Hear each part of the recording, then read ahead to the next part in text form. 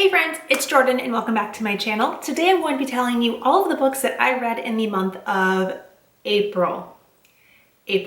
That's the month that just happened. Everything is blending together. Everything has become one and I don't really know what anything is anymore. So in the month of April, I was home for the entire month. I was furloughed from my job. So I theoretically had a lot of reading time available to me. I don't know that I maximized it all that much. Reading has just been a challenge for me as of late, as I'm sure it is with a lot of people. I've seen that discussion quite a bit on Twitter recently, and I'm trying to not force myself to read, but I also want to read. I'm just having a hard time finding something that is easily consumable. And for that reason, I did do quite a bit of rereading in April. So the first book that I read in April was, oh crap, I always get the two titles mixed up, is These Divided Shores by Sarah Rush, which is the second book in the Stream Raiders duology. I read the first book, These Rebel Waves, last fall, I think. I had started this book on audiobook a long time ago and I never ended up finishing it because I think I was doing a readathon where I wasn't reading fantasy. I was reading probably the contemporary-a-thon, and I put this aside. I finally picked this up and finished the last portion of it in April. This is Sarah Rush's second YA series. The first one was Snow Like Ashes, which is one of my favorite YA fantasy series ever.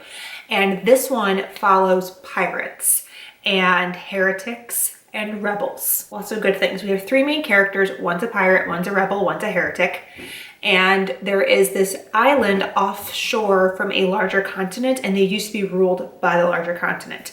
However, there's a lot of religious turmoil on the larger continent, and as a result, the island wants to break away. So prior to the start of the novel, like 10 years prior, the island was able to gain its independence, its freedom, but now the main continent wants it back because it has all these magical herbs and magical plants that the main continent wants, but also feels are an abomination to their religion.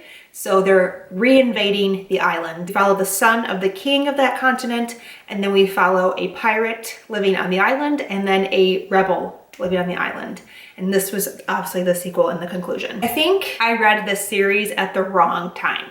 I read the first book at the wrong time and I read the sequel at the wrong time because I loved her first series so much, and this has the makings of everything that I should love in a YA duology, but I just feel like there were so many other things going on when I was reading these books that I wasn't able to fully immerse myself in them.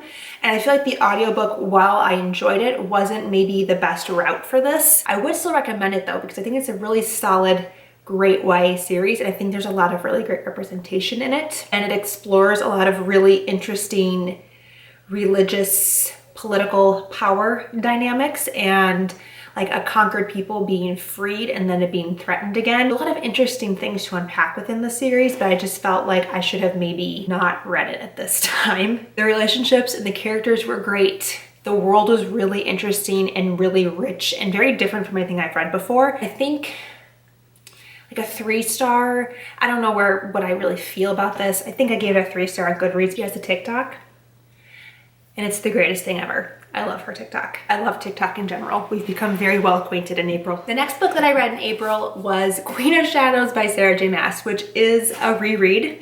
I read this, back in 2017 maybe. It's been a while since I read this, and this has been a long-standing favorite of mine from the series. Like, this one's always stood out as being my favorite. Is it still my favorite? I don't know. This time around, I felt a special type of way towards Heir of Fire. I don't know what it was about Heir of Fire, but this time that book really grabbed me, and it didn't grab me that way the first time. So I don't know, but I still absolutely adored this. I had the best time reading this. I'm trying to reread the whole series so that I can read Kingdom of Ash, because I really just want to be in that world. You know, I need some good, happy, not that these books are happy, but they make me happy. Well, they make me feel a lot of different things. This is the 4th book in the Throne of Glass series. It follows Selena, who is an assassin. At the very beginning of the first book, she is rescued from a slave camp essentially and brought to the palace to be the prince's champion in the king's games to win his favor as the land's assassin. I love this series so much. I still loved this book. I still give it 5 stars. I love Selena. I love Rowan. I love Lysandra and Aedion. There are so many characters in this book that I love. So many ships. Like my YA relationship fleet is primarily made up of Sarah J. Maas ships. She just makes me feel all kinds of things for fictional characters. Like I, of course, gave this 5 out of 5 stars. Again, it was magical. I did film a whole book review for this when I first read it. I will link it on the screen if you're interested in hearing my spoilery feelings. The next book that I read in April was the House Salt Book Club Pick of the Month, and that was The Glass Hotel by Emily St. John Mandel. This is her sophomore novel, I believe. Her first book is Station 11, which I haven't read. This one is hard to explain because I think I was too dumb for this book. This is literary fiction, which if you've been on my channel for a while, you know that that is a genre I don't jive with very well, and it's not my favorite. So this was very outside of my comfort zone. Halfway through the book, I wasn't really sure what was happening. It's not slice of life because you do follow these characters over like 20 years, but it feels and is written kind of like a slice of life story.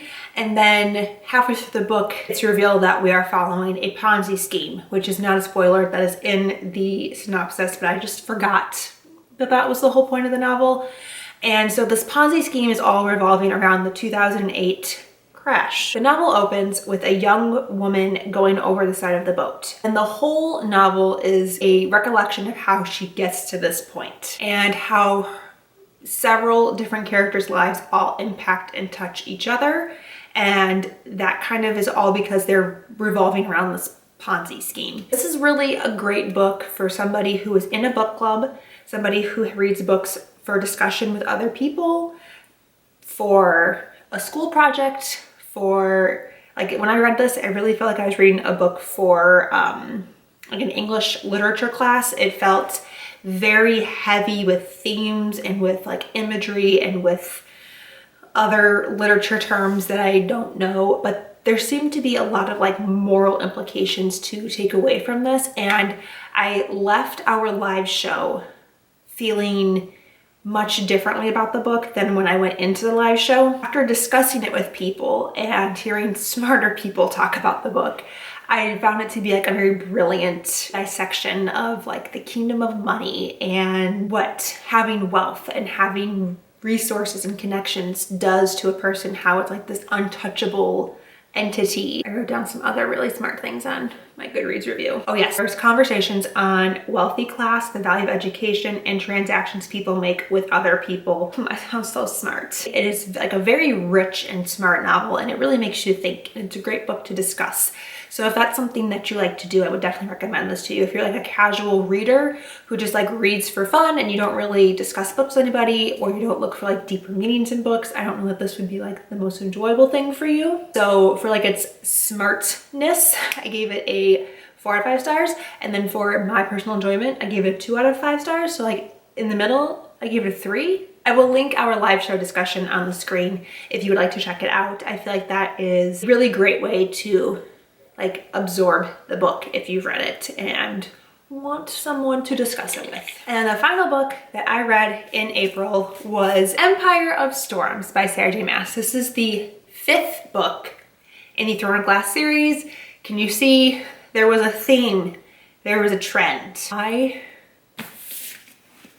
love this book. I read this book, I think, back in 2017. No, maybe 2016. I might have read both of these in 2016. I remember feeling like some of the middle portions of the book following, there's this character, Elide. I feel like when I read it the first time, I found her chapters to be very meandering and long and like a weird pacing in comparison to like the rest of the book, which feels very urgent, and she felt a little less like quickly moving in comparison. But I didn't feel that way on this reread. I was much more engaged in the story overall. Typically when I'm tabbing a book, go through the purple tabs the quickest because those are my general tabs, like foreshadowing, general notes that I'm trying to remember, general things I want to reference back to. But in the case of this book, I ran out of pink first, which is my ships tab. There were so many wonderful romance moments and ships, and there's so many ships and so many characters, and they all just like have such tension, sexual tension between all the different characters in this book was just, I was dying. I love the series so much. It makes me so happy. I cannot wait to finally be able to read the conclusion because that's gonna happen very, very soon. And I actually mean that this time. So I gave this, once again, a 5 out of 5 stars. I loved this book so much.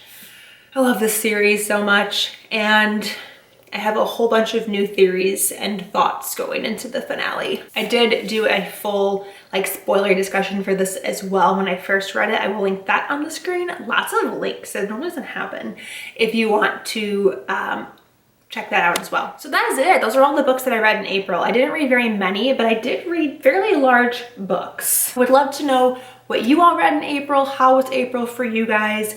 Reading month-wise, life month-wise. Are things going okay? Are you still reading? I feel like my reading is just slowly declining even more. Going well. Thank you so much for watching. Until next time, I will see you guys soon. Bye.